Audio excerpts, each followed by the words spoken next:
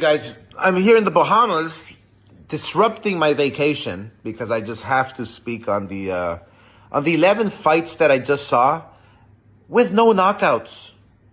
I mean, look, let's give credit where it's due. I think Rollie's, congratulations. You came out and fought, had a great win. I'm happy for you, really am. You're a nice kid.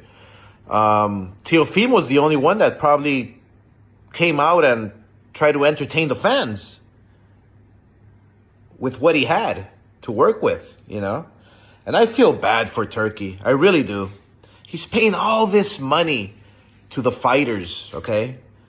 To turn out, to show up and fight and give the fight fans what the fans deserve. And those are great fights. Show up. Not just dancing around like Bill Haney and Devin Haney. I mean, my gosh, he was tagged a couple of times by Ramirez and he just gets on his bicycle and just starts running for his life. Jesus. Anyway, he's done. Canelo. Jesus, Lord. Come on. You're getting paid all this money to fight against a runner who we all knew was going to run. The Cuban style. You chose him. And now you say you hate fighting runners? Well, then don't fight runners.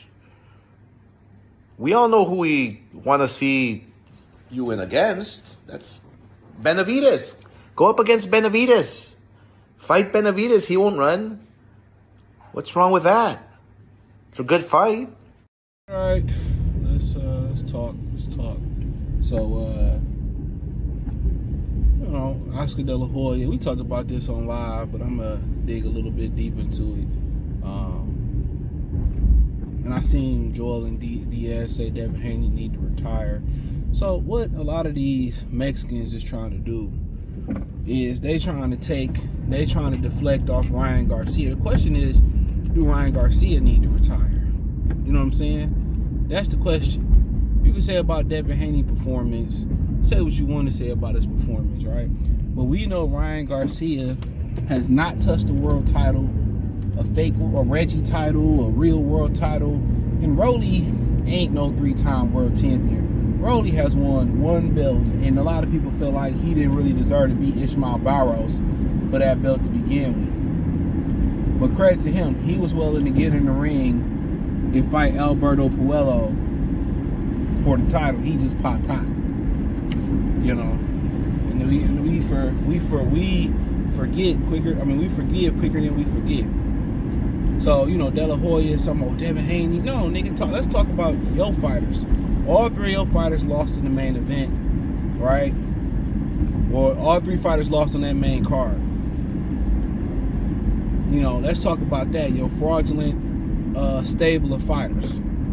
Virgil Ortiz, he should be fighting Mazaliev. Why he ain't fighting Mazaliev?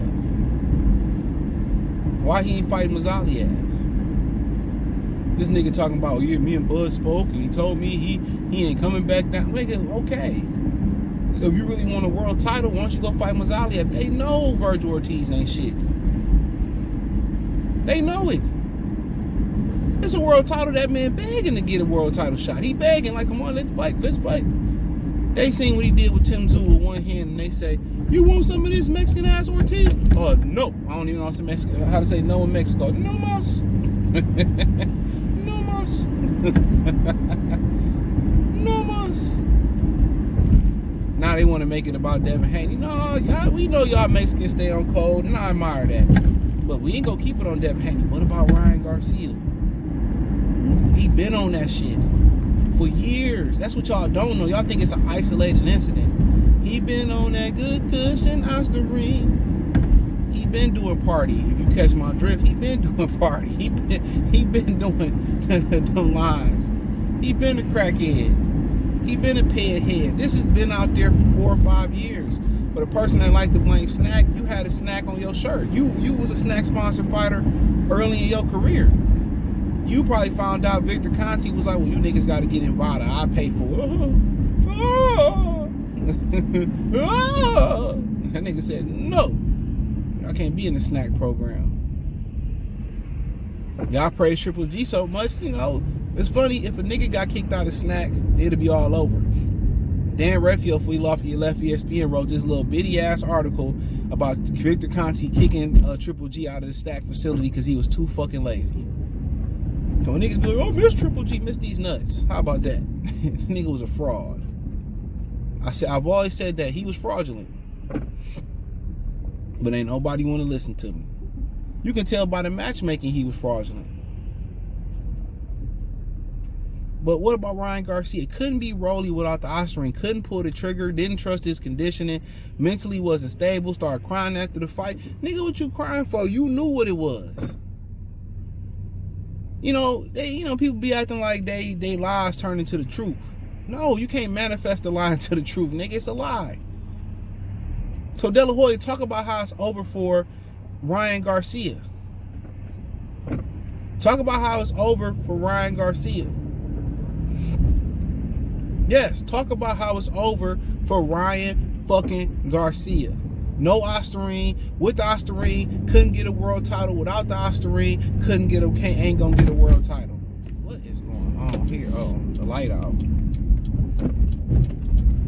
Can't get a world title.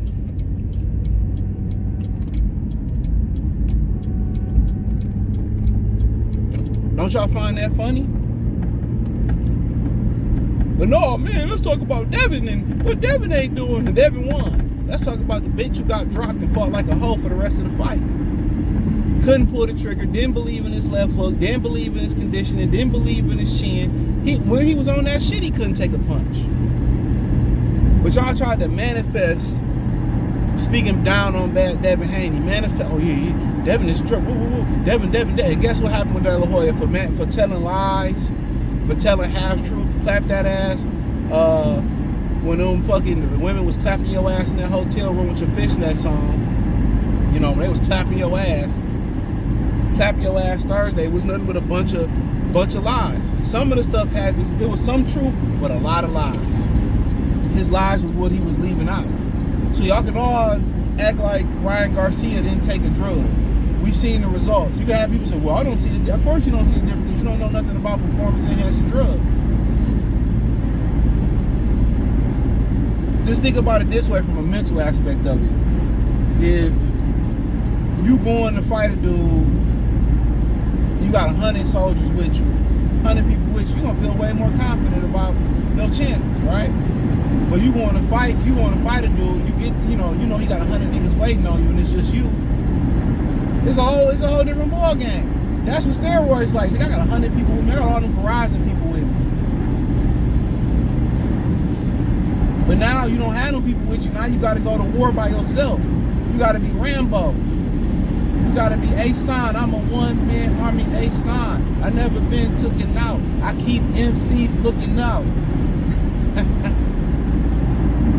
Come on. You by yourself on the block all day by myself. Kevin Hart said, I think Kevin Hart's fucking hilarious. Real talk. That's the mental edge that you got. He wasn't recovering fast no more. That left hook wasn't coming at the same speed. It didn't have the same power. It didn't have the same crispness. He couldn't step it up in the later round. He couldn't throw that left hook as fast as he did in the first. He couldn't even throw it like that in the fourth or fifth round. It was already done.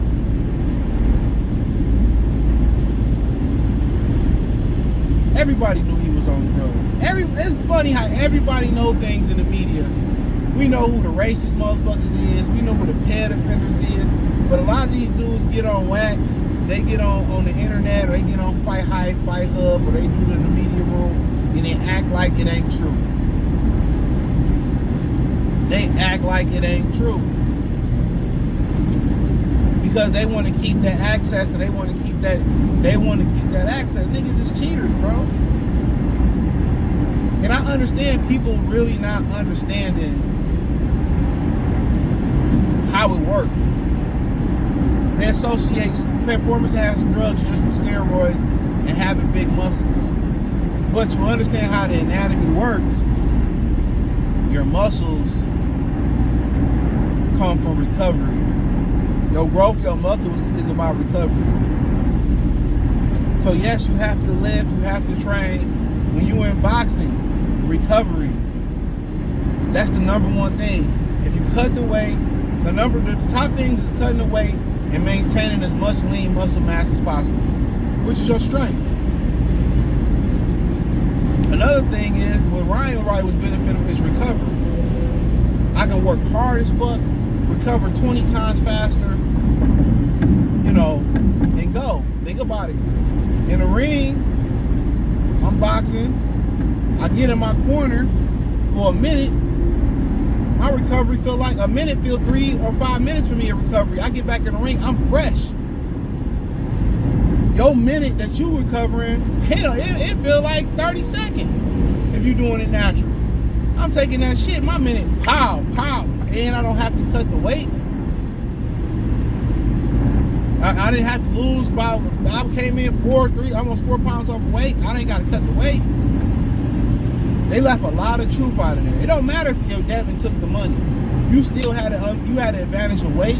You had the advantage in recovery time and strength, all that type shit. So these fighters can talk about, well, it ain't gonna help with your skill. It helped with your recovery. It helped with your weight cut. If I can cut weight easier, and I recover super duper fast, that's not an advantage. Only fighters defending that shit, only people defending that shit is people that did it or don't understand it. So they can shift the blame to Devin, and Devin didn't have a great performance. He do need to do some soul searching. All of them fought like,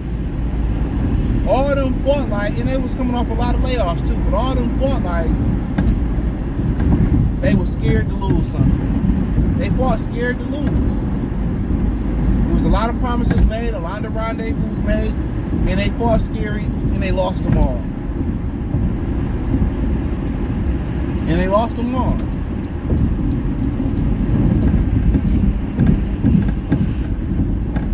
And Tim Bradley was right. A lot of them guys sat there, and they were scared to lose because they had a lot of money. They got paid privilege. They was paid with privilege.